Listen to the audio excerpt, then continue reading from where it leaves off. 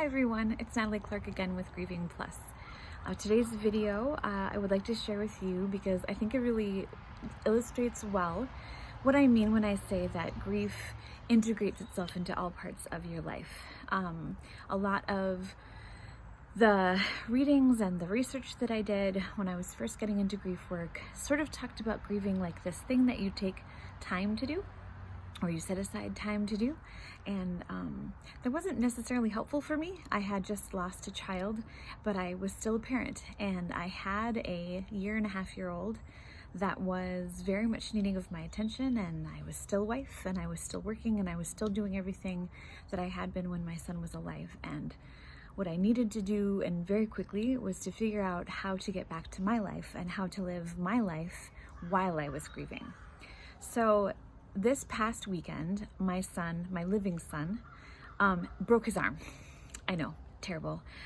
It's the time of pandemic, and so birthdays are very tricky, and a lot of people are having very creative solutions for this kind of thing, parades and all of these sort of socially distant, really great things. And so we decided, because we couldn't go anywhere and do something maybe traditional and exciting on his birthday, that we would rent him a bounce house and have it here at the house, and he could do it up big in his home with his own brother and sister, and then invite some safe people over to share in that celebration with us. Well, Karma was listening and just ready to get me for it, because the night before his birthday, we'd gotten a weekend rental because his birthday was on Sunday. I want to say it was on Sunday. Good job, Mom.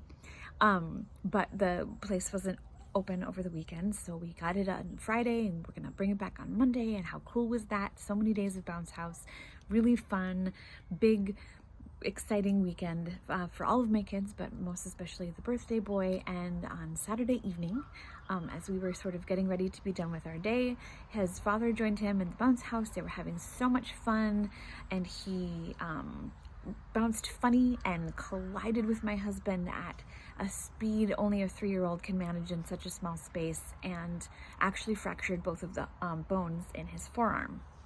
Now, immediately, I freaked out. I've never actually broken a bone myself. I'm very lucky in that realm, and I discovered so were my parents. But I noticed there was a bit of a bump in his arm. He was having difficulty moving his fingers. I just was too nervous to wait and see, so I grabbed our masks, and my husband and I loaded him up in the car. I got a last-minute sitter, and we took him to the ER. Now, scary on any given day. Extra scary when you consider how much sickness there is out there, and you don't want to be in a hospital if you're not sick, if you can help it. But there we were in the room, and we had already been waiting, but they were doing a really good job of keeping everything moving. We were in the room together. He was in the bed with me, laying on me, crying and upset and scared and wanting to go home. And this was already a lot to take in as a mom. This is the first time anything like this had happened with my kids, so that was a lot to take on. What no one there could have known, because I obviously hadn't shared it with anyone, this is not something I just tell random strangers on the street, was that the last time I had been in an ER with one of my children, it was my son, who had been brought in by ambulance and was not breathing. We discovered that my infant son was not breathing early in the morning. He was asleep with his father on the couch, and my husband woke up, and Oliver wasn't breathing. We called an ambulance. They came and got him. I did CPR until the ambulance arrived. The ambulance also tried to revive him. Then they piled him into an ambulance and then drove him to the ER, where we met him. So all of that was very with me as I was there in this bed holding my son, and thinking to myself, please don't freak out. Please don't freak out. Just because you're here doesn't mean anything as bad is going to happen.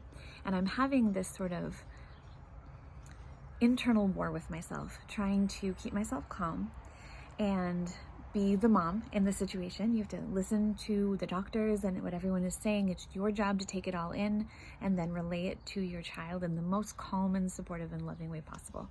And I'm doing all of that on the outside, and on the inside, I am full panic attack. I am hearing the sounds that I heard that day. I am in a very, not the same ER, but all of them are very similar setup. So, okay, hard enough, complicated enough. Well, right outside of our room, in our ER, there are some sliding glass doors for some of the rooms, but a lot of times it's just a curtain that sort of separates you from the central hub of the ER, which is basically the nurse's station and where the doctors take dictation or look at x-rays or chat with each other, whatever it is. And they're working, right? So they're there all the time. This is their workplace. This is their grocery store back room. This is the storefront behind the cash register. This is where they are just people when they're not in the rooms and they're not right in front of the patient. Well, the nurses right outside of our room happen to be the nurses who are going to be coming into our room. And they were talking to each other about giving IVs. And one nurse, who I discovered later was sort of learning the ropes from another nurse, was discussing how difficult it was to give children IVs. The other nurse agreed, and they discussed how babies and adults were easier somehow, and that children were a tricky stick, and all of this. So I'm in that room, in that bed, holding my son, with all of this going on inside of my head, and I'm listening to the nurses who are about to stick a needle in my son's arm tell me how difficult their job is, whining about how difficult it was to put in IVs, and even discussing that they may not actually be up to the task. Now, this is normal workplace conversation. You doubt yourself, you complain, you have things that you don't like to do or things you don't feel like you do as well. You don't typically do that in front of the person who you're going to be working on. In fact, I would imagine you do just about anything to not do it in front of the person you're about to be working on. You want them to have confidence in you, especially if you're nervous. So I'm hearing this. I am already internally having a panic attack. And now the woman who's about to come in and put an IV in my 3-year-old's very, very, very small and precious arm is apparently nervous, undertrained, and not very experienced. So that nurse eventually comes into the room to explain to me what is about to happen. And I am struggling to keep myself calm. Because as I said, there's not only all of this stuff going on, right? Now I need to have a conversation with this nurse about being professional and what you should and should not let your patient hear you talking about very casually, and whether or not curtains are soundproof. And I also have all of this anxiety and fear and all of this muscle memory and all of this stuff of grief. And there it is. So I did speak to her. I spoke to her about what it was, about the fact that maybe she had forgotten what it was like to be in the bed, to be the vulnerable one, and that her job was such that she's never not on. And someone can always hear her and someone can always see her, and that is part of what makes the job of a nurse so phenomenal and important, is because unlike other people who get to take a break, who get to step away, they're basically on all the time. And while I appreciate nurses so very much and for what they do, I needed her to have been a better professional in that moment, and my anxiety was being raised additionally because of her and not the other way around. And I was in fact now not all that confident of the job she was about to do, and I needed her to see my son as precious as I did in that moment, to imagine what that would feel like. I needed her to fix it and to make me feel comfortable, to make her believe I could hand her the beautiful body of my son and say, please care for this, please make this better. I had to do all of that while sobbing onto my mask, because I was trying to explain to her, and what I was going to and always planning to say to her when she came back in the room was, I am so afraid. And the last time I did this, my son was dead, and I don't know how to be calm for him right now. And that's grief, and that's complicated, and that's real. And I think sometimes we have to realize we're in the middle of a situation that is bigger than we thought it was. And sometimes we just need to be free to say to that nurse, I am struggling, and you don't understand fully how badly I'm struggling.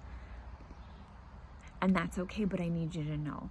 I need an increased level of compassion from you, and here's why. And in my reluctance to share what was happening to me, I made my situation more difficult than it needed to be. And when I did share, when I was able to share with her why I was feeling so much anxiety and why I was struggling so hard, everything clicked into place for her, and she was able to treat me the way that a person in my situation needed to be treated, that I was dealing with some trauma and heightened fear. And I just wanted to tell you that it's okay. that that's okay, that to be vulnerable in that way is okay. It's advocating for yourself and your child. That situation would have been difficult for anyone, and for me, for very specific reasons, it was even more so.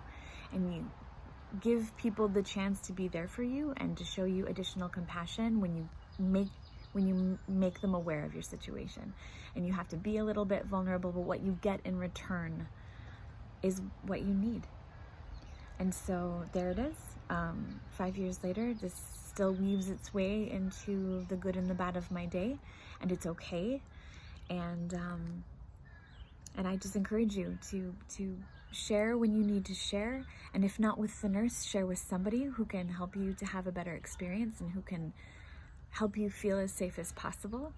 And then it all turned out okay. And now I have this memory of being in the hospital with my son, and it was scary, and we got through it. And he's okay, and I'm okay. And now he has a Hulk arm, as we call it, that is being strong for him and his bones, and I got through it. And so can you.